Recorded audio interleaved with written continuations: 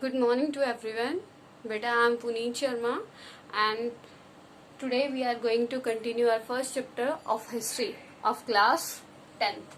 Your chapter name is Socialism in Europe, and in this video we will study about the unification of Italy and unification of Germany. Both are the very important topic of this chapter. Please listen and watch this video very carefully. Okay, let's start our topic unification of Italy. The unification of Italy was started after the 1815. बेटा ये process शुरू हुई थी कब से? 1815. Before the 1815, the Napoleon Bonaparte was the king of Italy. Okay, because as we already discussed in our previous video, the Napoleon Bonaparte was the strong king of the France. Okay, in first chapter of class 9 you already discussed, and in previous video also we already discussed about the Napoleon Bonaparte. Okay, that Napoleon Bonaparte became the king of France after in 1804. Okay, the time period of the Napoleon Bonaparte 18 to 1850.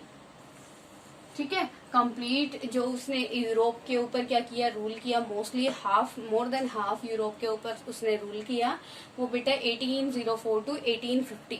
In 1804 he became the king of France. Okay, he was a very strong king. Okay, और साथ साथ वो क्या करता चला गया, अपने जो किंगडम था उसको स्प्रेड करता चला गया. ठीक है, और इन 1815 more than half Europe was the under of Napoleon Bonaparte. He was a dictator, but he was a good person. He done the many work for the welfare of the public. Okay, like decimal system was introduced by the Napoleon Bonaparte. He improved the transport and cooperation या फिर communication system of the Europe. बहुत सारे उसने काम किए थे. तो ठीक है, तो अब हम इसके बारे में क्या रीड आउट करेंगे कि under the rule of Napoleon Bonaparte the people of the France realise their unity. बेटा जब क्या हुआ, जब नेपोलियन बोनापार्ट ने कंप्लीट यूरोप को एक यूनिफाई किया हुआ था, कंप्लीट यूरोप के ऊपर क्या था बेटा, उसका रूल था. ठीक है, तो क्या था, उसने क्या किया, लोगों को उस अपनी यूनिटी का इम्पोर्टेंस पता चल गई. जैसे you can see from the Indian history, after the British rule the India unified. Okay, before the independence the India was divided into 565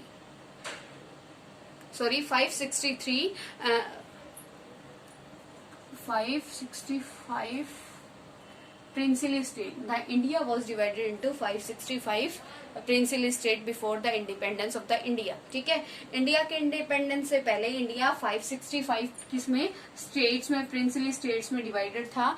तो उसके बाद ब्रिटिशर्स के रूल के बाद after the Britishers rules the India became A union of state.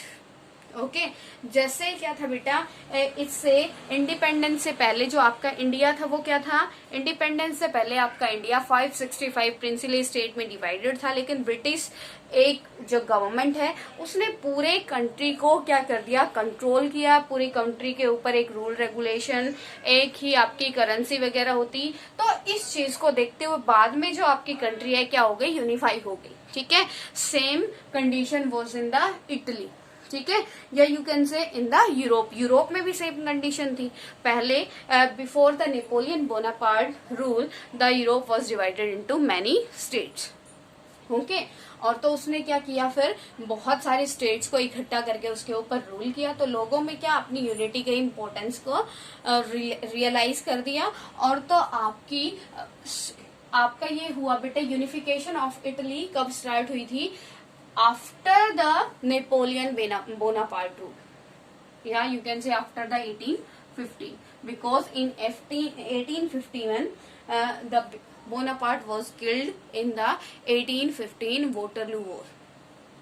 Before the Waterloo war he never defeated, वो इससे पहले किसी भी वॉर में डिफीट नहीं हुआ, सबसे पहले वो 1815 के वाटरलू के उसमें क्या हो गया, डिफीट हो गया, ठीक है, और उसका रूल वहां से खत्म हो गया। फिर क्या होता है, starting of the unification of Italy, ठीक है। गुसिपी मैजिनी बेटा,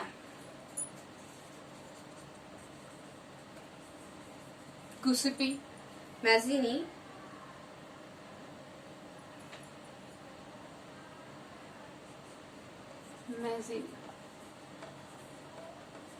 Giuseppe Mazzini play an important role to unify the Italy. जो गुसिपी मैजिनी है उसने बेटा क्या किया था, आपके इटली को यूनिफाई करने में एक इम्पोर्टेंट रोल प्ले किया था, ठीक है। He formed a secret society, secret society बेटा यंग इटली, उसने क्या किया, एक सीक्रेट सोसाइटी बनाई या secret organisation, secret society.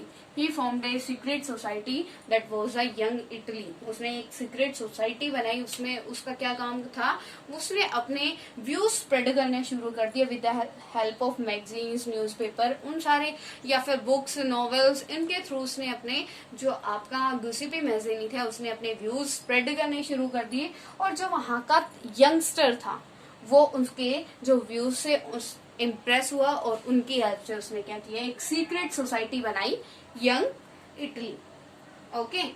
In Marseilles to spread his goals, he believed that Italy could not continue to be a patchwork of small states and had to be forgot into a single unified republic. Okay बेटा, ये सारा काम किसने किया, आपका Giuseppe Mazzini ने किया, ठीक है। उसने अपने गोल को, उसका गोल क्या था, यूनिफिकेशन ऑफ द इटली, उसके लिए क्या किया, यंग इटली को, यंग इटली की फॉर्मेशन की, ओके बेटा। And during 1830, the Mazzini sought to put together a coherent program for a unitary Italian republic. बेटा उसने 1830 में, मतलब उसने कंटिन्यूअसली एफर्ट्स करता रहा, लेकिन 1830 में उसने क्या किया, कोहेरेंट प्रोग्राम स्टार्ट किए, उसके अंडर वहां के जो यंगस्टर्स थे या फिर अदर पब्लिक्स थी उनको क्या करता रहा, उनको बेटा मतलब अपने इन्फ्लुएंस में लेता चला गया, ठीक है। या यू कैन से under the leadership of the Giuseppe Mazzini the young Italy was doing very good work, doing under the leadership of the Giuseppe Mazzini, the young Italy was doing very good work for the unification of the Italy. Got it, beta? As uprising in 1831 and 1848 had failed, the mantle now fell on Sardinia, Piedmont under its ruler Emmanuel II to unify Italy. Under Chief Minister Cavour, Sardinia Piedmont succeeded in destroying the Austria force in 1859. जो आपका 1859 में क्या हुआ था, जो Sardinia का बेटा क्या था, आपका काबूर जो चीफ मिनिस्टर था किसका, सर्डिनिया का, वो क्या हुआ, सक्सेसफुल हुआ। काबूर कौन था, काबूर was the chief minister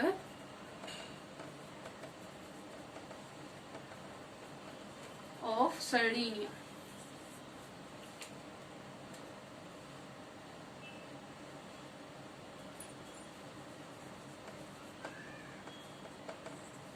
आपका बेटा क्या है, जो Cavour was the chief minister of Sardinia Piedmont, उसने क्या किया था, वो सक्सेसफुल रहा था किसमें, 1859 में, जो ऑस्ट्रिया की जो क्या है आपकी फोर्स है उसको डिफीट करने में, ठीक है बेटा। Under the chief minister of the Cavour the Austrian force was destroyed in 1859. Even Garibaldi, बेटा गैरीबाल्डी गुसिपी गैरीबाल्डी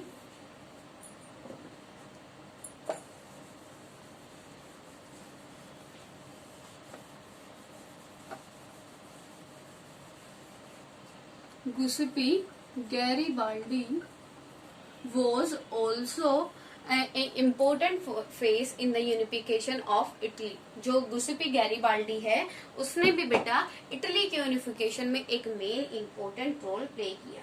ठीक है. The Garibaldi joined the fray in 1860. They marched into South Italy and the kingdom of the two Sicilies, and with the help of the local peasants drove out the Spanish rule in 1861. Victor Emmanuel II was proclaimed as a king of United Italy. जो बेटा क्या है आपका जो Italy का unification हुआ वो कैसे हुआ था 1815 पे स्टार्ट हुआ था when in 1851 and were the Italy unified in 1817. ठीक है. इस unification in the unification of the Italy Giuseppe Mazzini, Giuseppe Garibaldi and the Cavour play an important role. ठीक है बेटा. उन्होंने क्या किया बेटा जो आपके बहुत सारी उस टाइप के जो स्टेट्स थे उनके ऊपर जो पोप का या फिर फादर का या किसी अदर किंग का रूल था उसको क्या करके डिस्ट्रॉय करके जो छोटे छोटे क्या थे बेटा जो छोटे छोटे आपकी कंट्री या स्टेट्स थे या रूलर थे उनको क्या करें वहां से डिस्ट्रॉय करके और किसमें यूनिफाई कर लिया इटली में. ठीक है. All the three members all the three person Giuseppe Mazzini, Giuseppe Garibaldi and Cavour play an important role in the unification of the Italy. बेटा your next topic is unification of Germany.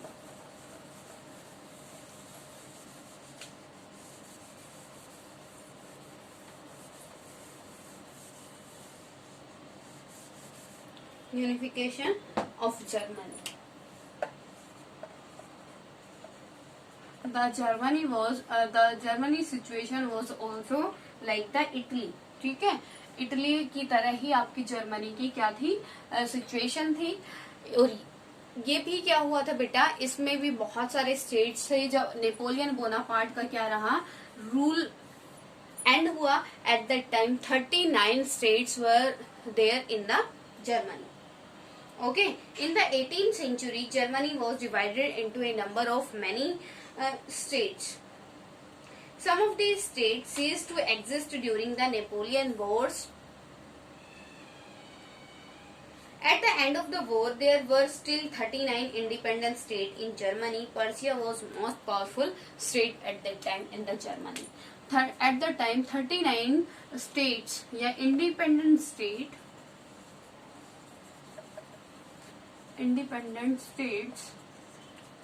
were there in the Germany.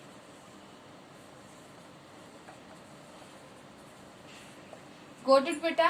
And the Prussia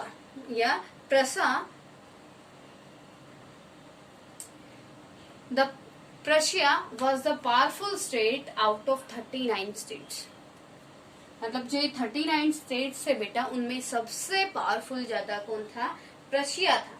ठीक है. अब जो बेटा वो था the Persia was at the time the Persia was associated या you can say the Persia was the under of big landlords known as Junkers. अब बेटा जो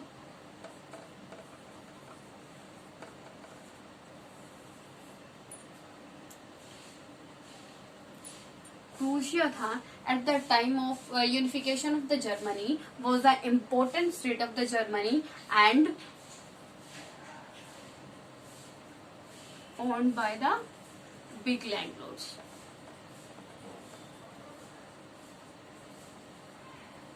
बिग लैंडलॉर्ड्स बेटा उनको क्या करती थी ओन मतलब उन पे कोई किंग या क्वीन का रूल नहीं था. उसके ऊपर जो बिग लैंडलॉर्ड्स होते थे उन्हीं का रूल था और उनको क्या कहते थे बेटा जंकर्स. क्या था जंकर्स. गॉट इट बेटा. The nationalist feeling were wider spread among middle class Germans who had tried to unite the different regions of the German Federation into a nation state governed by a electoral parliament. Now the many social reformers wants to spread their feeling of the unification of the Germany in the complete Germany. ठीक है, और वो जो वहां का complete जो Germany का हिस्सा था उसमें जो आपके सोशल रिफॉर्मर्स थे वो अपने क्या चाहते थे, अपने व्यूज उन्होंने क्या कर दिए, स्प्रेड कर दिए कंप्लीट जर्मनी में, किस चीज को लेकर, यूनिफिकेशन ऑफ द जर्मनी को लेकर. ओके बेटा. And in May 1849, a large number of political associations came together in 1848. Many social reformers make their association, and all the association come together to vote for an general national assembly. As we already discussed that what is the work of the general national assembly. बेटा national assembly का work क्या होता है, national assembly like a parliament. As we know that in India national assembly is our parliament and the parliament makes the rules and regulation for the India. ठीक है, like Indian constitution national assembly was there in the Germany. Their representative made and Frankfurt. बेटा Frankfurt क्या है, FRANK, Frankfurt. Frankfurt क्या है बेटा, place का नाम है. In the Frankfurt all the national assembly members. बेटा अभी ये क्या करने वाले हैं, नेशनल असेंबली फॉर्म करने वाले हैं, और वो नेशनल असेंबली क्या करेगी, मतलब वो रूल रेगुलेशन बनाएगी कंप्लीट जर्मनी के लिए. ठीक है, तो फ्रैंकफर्ट ऐसा प्लेस था जहां पे वो सारे लीडर्स, वो सारे सोशल रिफॉर्मर्स वो क्या किए थे, उन्होंने मीट की थी और उनकी एक मीटिंग थी. Got it. The king of Prussia as emperor rejected the offer, and the liberal invitation of nation building was repressed by the combined forces of the monarchy, the military and the junkers. अब वो क्या है बेटा, as we know that no one wants to give their powers to any another person, कि कोई भी person क्या नहीं देना चाहता, अपनी पावर्स को कम नहीं करना चाहता. ठीक है, सेम यहाँ पे हुआ. जो किंग था, the king doesn't want to give the permission for the national assembly to the social reformers and the many Junkers and landlords. वो किसी को भी अपनी पावर्स नहीं देना चाहता था. ठीक है बेटा. Then on Prussia under its chief minister Otto von Bismarck. Otto बेटा very famous person, Otto von Bismarck, very famous person in the unification of the Germany, जिसने बहुत इंपॉर्टेंट रोल प्ले किया, लाइक द गुसिपी मैजिनी, जिसने आपकी Giuseppe Mazzini की तरह बहुत important role play किया. Giuseppe Mazzini in Italy and Germany, in Germany Otto von Bismarck. ठीक है बेटा.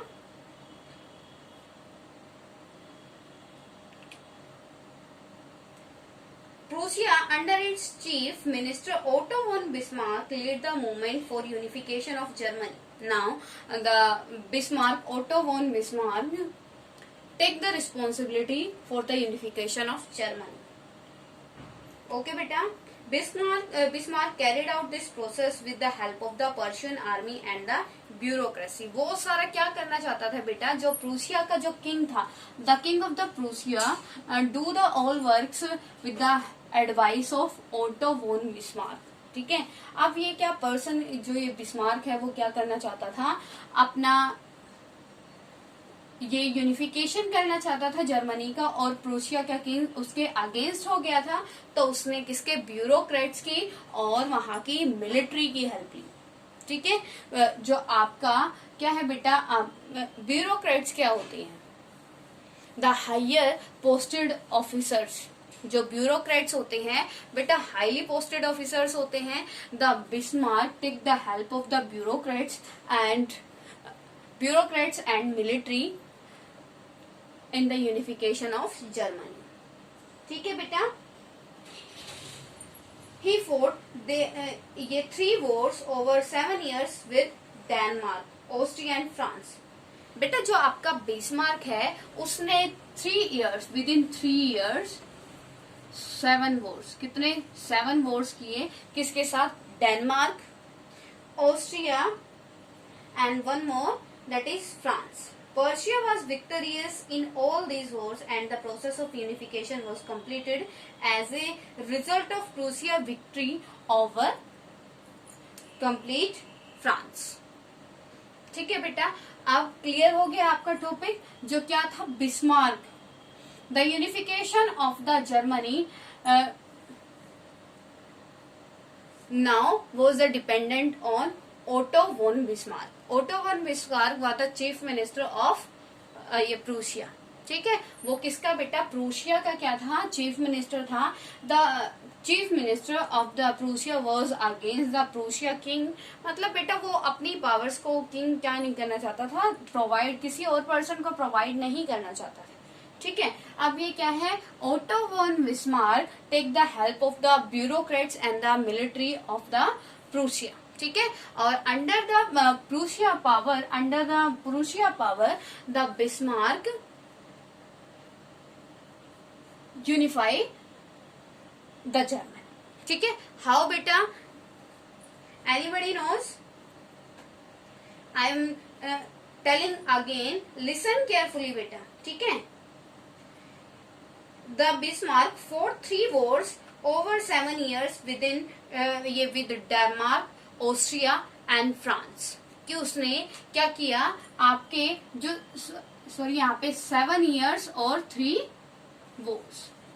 उसने 7 years में 3 wars किए बेटा, किसके साथ, डेनमार्क के साथ, ऑस्ट्रिया के साथ और फ्रांस के साथ. और उसने क्या तीनों कंट्रीज को, तीनों स्टेट्स को क्या करके, बीट करके, और क्या बन गया, मतलब वो सारा बीट करने के बाद सारा एरिया किसके पास आ गया, बिस्मार्क के पास आ गया. और बिस्मार्क ने उसकी यूनिफिकेशन कर दी. That is the result of the defeat of the France, Austria and the Denmark will be the unification of the Germany. ठीक है बेटा, क्लियर हो गया कि कैसे आपका जर्मनी का और इटली का क्या हुआ, यूनिफिकेशन हुआ. आई होप बेटा both the topics are clear to you. If any problem is there, then you can send the comment. Okay, and if any problem is there, if any query is there, then you can send the message to me. No problem is there. Okay beta.